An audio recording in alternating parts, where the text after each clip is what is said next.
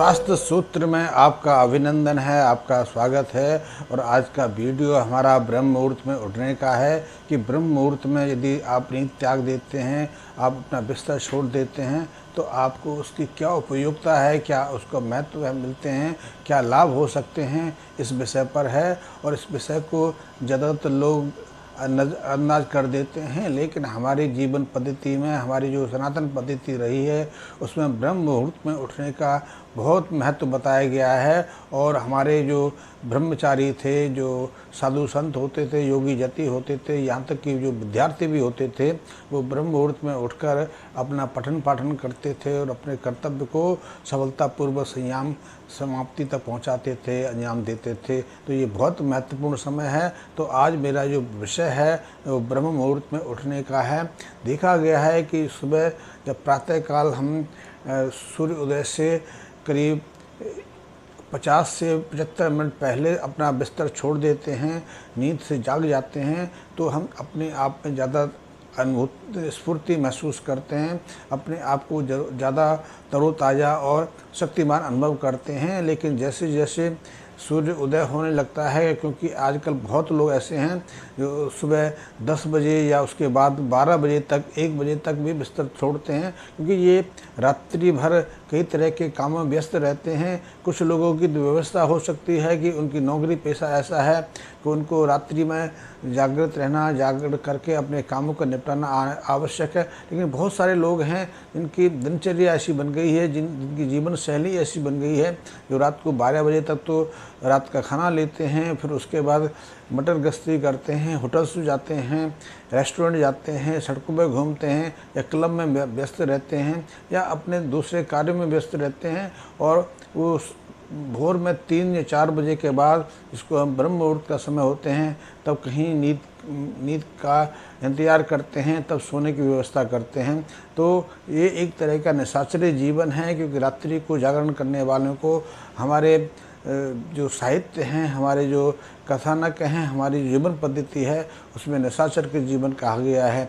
वैसे भी दिन का समय हमारे दिन के कार्यों को निपटाने के लिए होता है, क्योंकि जीवन जो हमें जो मिला है वो दिन में उसको व्यतीत करने का है। और रात्रि का जो समय है, रात्रि का जो अंधकार है, वो शरीर को तरोताज़ा विश्राम देने का है, क्योंकि दिन भर कार्य करते हुए विभिन्न कार्यों में व्यस्त रहने के से हमारे शरीर में थकावट हो जाती है। परिश्रम करते करते हमारे शारीरिक अंगों में कई तरह की विकृतियाँ आ जाती हैं, कई तरह के टूट फूट की स्थितियाँ बनती हैं। तो इनकी रिपेयर के लिए, इनकी मरम्मत के लिए समय चाहिए। तो वो समय प्रकृति ने हमारे लिए रात्रि में उपलब्ध करा है। तो रात्रि में हमारे बहुत सारे जो दिन भर सक्रिय रहने वाले अंग हैं, तो निष्क्रिय अवस्था में, सुषुप्ति की अवस्था में चले जाते हैं। लेकिन जो दिन में जो अंग निष्क्रिय अवस्था में रहते हैं, ज़्यादा सक्रिय अवस्था में नहीं रहते, वो रात्रि के दौरान अंधकार में वो एकाएक सक्रिय होते हैं। और उनका काम है शरीर को पुनः चुस्ती देना, पुनः स्फूर्ति प्रदान करना, पुनः उनको तरोताज़ा कर देना। इससे शरीर में कई तरह की जो दिन भर टूट फूट होती हैं, उनकी रिपेयर होती है। और शरीर में कई ऐसे हार्मोन्स और कई ऐसे रसायन रात्रि के दौरान उत्पन्न होते हैं, जो हमारे शरीर में नई ताज़ा, नया जोश और नई उमंग भरते हैं। तो रात्रि का अपना महत्व है, दिन का अपना महत्व है, लेकिन ब्रह्म मुहूर्त का अपना महत्व है। जो लोग ब्रह्म मुहूर्त के समय नींद का त्याग छोड़ देते हैं, नींद से उठ जाते हैं, बिस्तर त्याग देते हैं, स्नान ध्यान करके या पूजा अर्चना करने में व्यस्त रहते हैं, वो लोग देखा गया है कि ज़्यादा अवधि तक स्वस्थ तो रहते हैं, उनको रोगों की समस्या का सामना नहीं करना पड़ता। और ज़्यादातर ऐसे लोग दीर्घजीवी होते हैं, क्योंकि हमारे यहाँ व्यवस्था रही है कि लोग प्रातःकाल भोर में उठते हैं। आपने अब तो नहीं देखा होगा, क्योंकि अब तो ज़्यादातर लोग शहरों में रहते हैं, शहरों के जीवन शैली का अनुसरण करते हैं। लेकिन आज से 20-30 साल पहले या ग्रामों में तो आज भी बहुत सारे लोग ऐसे हैं जो ब्रह्म मुहूर्त में 4 बजे के आसपास ही अपना बिस्तर छोड़ के अपने कार्यों में संलग्न हो जाते हैं। आपने देखा होगा कि किसान अपने बैल लेके खेतों में चला जाता है, एक कुम्हार अपने गधे लेकर कामों में व्यस्त हो जाता है। इसी तरह एक बैलगाड़ी जो खींचने वाला आदमी है, बैलगाड़ी को चालित करने वाला जो किसान हैं, वो अपने बैलों को बैलगाड़ी में जोत के अपनी यात्रा पर निकल पड़ता है। इसी तरह और भी दूसरे कार्यों में लोग संलग्न हो जाते हैं, और जब तक ज़्यादातर लोग नींद का त्याग करते हैं तब तक वो अपने गंतव्य को प्राप्त कर लेते हैं। लेकिन अभी पिछले 25-30 सालों से हमारी जीवन शैली ऐसी हो गई कि हम रात्रि को 12 बजे 1 बजे के बाद तो अब ऐसा समझते हैं कि अब हमारी संध्या हुई है।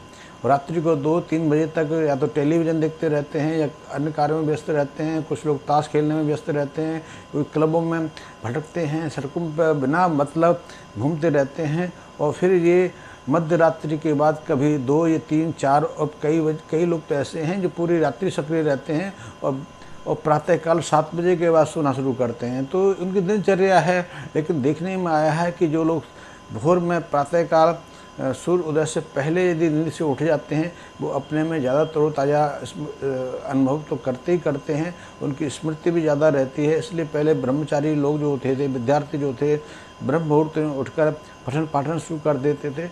इसलिए उनकी स्मृति में वो जो पाठ है वो पूरी उम्र यथावत बना रहता था। उनकी भाषा शैली बहुत शुद्ध होती थी, उनकी उच्चारण शैली एकदम परिशुद्ध होती थी। वो किसी भी बात को एक बार सुन लेते थे, एक बार स्मृत कर लेते थे, एक बार पढ़ लेते थे, उसको सारी ज़िंदगी भूलते नहीं थे। लेकिन स्वास्थ्य की दृष्टि से भी बहुत है। आप वैसे जानते ही हैं, आपने देखा भी होगा कि एक मुर्गा भी ब्रह्म मुहूर्त में मांग देना शुरू कर देता है। आपने देखा होगा पक्षी भी अपने घोंसला छोड़ देते हैं। आपने देखा होगा घर के पशु पक्षी भी ब्रह्म मुहूर्त के आसपास सक्रिय हो जाते हैं।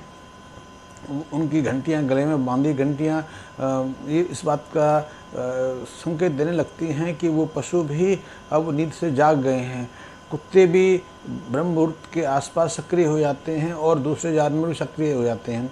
और यहाँ तक कि आपने देखा है कि कबूतर की गुटरगू भी सुबह ब्रह्म मुहूर्त के आसपास सुनाई देने पड़ जाती है। तो ये प्रकृति का संदेश है, प्रकृति का संकेत है कि ब्रह्म मुहूर्त हो गया, अब हमें अपने जीवन के कार्यों में लग जाना चाहिए। और जीवन से ज़्यादा महत्वपूर्ण जो हमारे पठन पाठन का कार्य है, अपनी किसी कठिन समस्या का समाधान खोजने का कार्य है, कोई अनुसंधान या किसी विशेष कार्य में को अपने हल करना है, या फिर संगीत साधना करनी है, ईश्वर को स्मरण करना है, ध्यान धारणा का अभ्यास करना है। क्योंकि देखा गया है कि ध्यान के, ईश्वर स्मरण के लिए भी ये जो समय है सबसे उपयुक्त समय है। तो ये बहुत महत्वपूर्ण है। और एक चीज़ और भी देखी गई है, ये वैज्ञानिक अनुसंधानों से भी ये बात अब स्थापित होने लगी है कि ब्रह्म मुहूर्त के आसपास कुछ अदृश्य सूर्य रश्मि ऐसी होती हैं जो मस्तिष्क के कुछ कोशिकाओं को अचानक सक्रिय अवस्था में ला देती हैं, उन्हें सक्रिय कर देती हैं और कई तरह के रसायन पैदा करने के लिए बाध्य करते हैं। ये रसायन हमारे शरीर की टूट फूट को तो दूर करते ही करते हैं, हमें हमारी चेतना को भी एकाएक शीर्ष पर ले जाते हैं। इसलिए हम ज़्यादा स्फूर्तिवान तो अनुभव करते ही करते हैं। हमारा दिमाग भी बहुत तेज चलता है और कई ऐसी समस्याएँ दिन भर हम सोचने विचारने या उस पर चिंतन करने से जो हल नहीं होती हैं, वो प्रातःकाल ब्रह्म मुहूर्त के आसपास सहजता से सुलभ हो जाती हैं। आपको अपनी समस्या का एब्सोल्यूट समाधान ब्रह्म मुहूर्त के आसपास मिल जाता है। तो ब्रह्म मुहूर्त की अवधि होती है जो सूर्य उदय का काल है, सूर्य का जो उदय होने का समय है उससे 50 से 75 मिनट पहले, यानी कि आपके शहर में यदि सूर्य उदय का समय 5:30 है तो आपको समझना चाहिए कि 3:50 के आसपास ब्रह्म मुहूर्त का समय है। और ब्रह्म मुहूर्त का ये समय सुनिश्चित रहता है। सूर्य उदय आगे पीछे होता रह सकता है, लेकिन ब्रह्म मुहूर्त का वो समय एक स्थान विशेष के लिए सुनिश्चित है।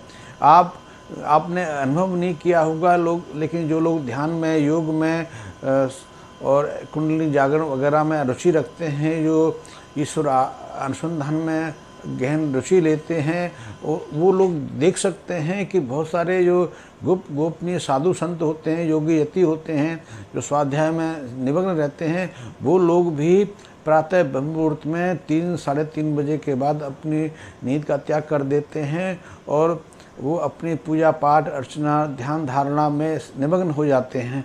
आपने देखा हो ऋषिकेश जा सकते हैं, कई और स्थानों में जा सकते हैं, लेकिन ऋषिकेश में तो मैंने देखा है कि दिन भर आपको ऋषिकेश एक शहर लगता है। वहाँ उतनी ही चहल पहल रहती है जितनी कि आपके शहर में रहती है, लेकिन अनायास यदि आपने 1-2 रात्रि गंगा तट पर एकांत में व्यतीत की हों तो सौभाग्यवश आपको कई ऐसे योगियों का दर्शन मिल सकता है, कई ऐसे तांत्रिक और संतों का दर्शन मिल सकता है जो ब्रह्म मुहूर्त में कहीं अदृश्य स्थान से निकल कर गंगा स्नान के लिए आते हैं और गंगा में, उस गंगा के शीतल जल में यहाँ आपका हाथ डालना मुश्किल होता है, उसमें स्नान करके अपने स्वाध्याय में, अपने योग साधना में, अपने तंत्र मंत्र की साधना में व्यस्त हो जाते हैं। तो ब्रह्म मुहूर्त का बहुत बड़ा शरीर महत्व है और ब्रह्म मुहूर्त के समय हमारे शरीर की कई व्याधियां हैं स्वतः समाप्त होने लगती हैं। ब्रह्म मुहूर्त में उठने वालों को ना तो हार्ट की समस्या आती है, ना हार्ट अटैक की खतरा रहता है। ब्रह्म मुहूर्त के बाद 5 साढ़े 5 बजे के बाद बहुत लोगों को हार्ट अटैक आता है, लेकिन ब्रह्म मुहूर्त के दौरान 3 से 4 बजे के आसपास हार्ट अटैक की घटनाएँ बहुत कम देखने में आती हैं या नाम मात्र को देखने में आती हैं। ऐसे लोगों का रक्तचाप भी नियंत्रण में रहता है और जीवन भर नियंत्रण में रहता है।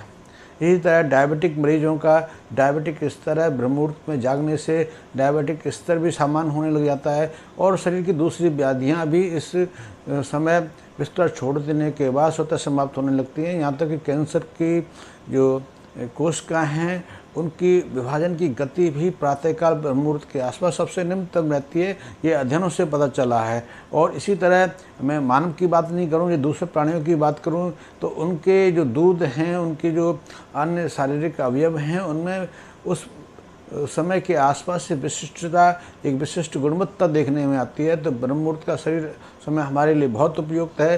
ब्रह्म मुहूर्त के आसपास हमें अपना बिस्तर त्याग कर देना चाहिए और ब्रह्म मुहूर्त में यदि आप क्रिया योग जैसे ध्यान का अभ्यास करते हैं, ध्यान की अन्य प्रणालियों का अनुसरण करते हैं तो उसमें भी शीघ्र सफलता मिलती है। परमात्मा की अनुकंपा होती है कि प्रातःकाल का समय परमात्मा को स्मरण करने का, परमात्मा को याद करने के लिए सबसे उपयुक्त समय है। आप यदि अमृतसर जैसे किसी तीर्थ में जाएं तो वहाँ भी आप गुरुद्वारों में प्रातः 3:30-4 बजे के बाद वहाँ पर सफाई देख सकते हैं। वहाँ पूजा अर्चना का जो कार्य है, उनकी उपासना का कार्य है, उसमें लोगों को सक्रिय देख सकते हैं। तो ब्रह्म मुहूर्त की पहचान तो प्राचीन काल से ही रही है, लेकिन पिछले 30-40 सालों से हमने ब्रह्म मुहूर्त को छोड़ना शुरू कर दिया है। और ब्रह्म मुहूर्त बहुत अद्भुत है, लेकिन आज का ब्रह्म मुहूर्त का महत्व हम दूसरे कार्यों के लिए लेते हैं। लोग ब्रह्म मुहूर्त में सोना चाहते हैं, ब्रह्म मुहूर्त में निष्क्रिय पढ़ना चाहते हैं, लेकिन ब्रह्म मुहूर्त का शरीर जो समय है वो निष्क्रियता के लिए नहीं है, वो सक्रियता के लिए है, वो काम काजों के लिए है, लौकिक व्यवहार के लिए है। लौकिक व्यवहार से ज़्यादा वो आध्यात्मिक उपयोग के लिए है।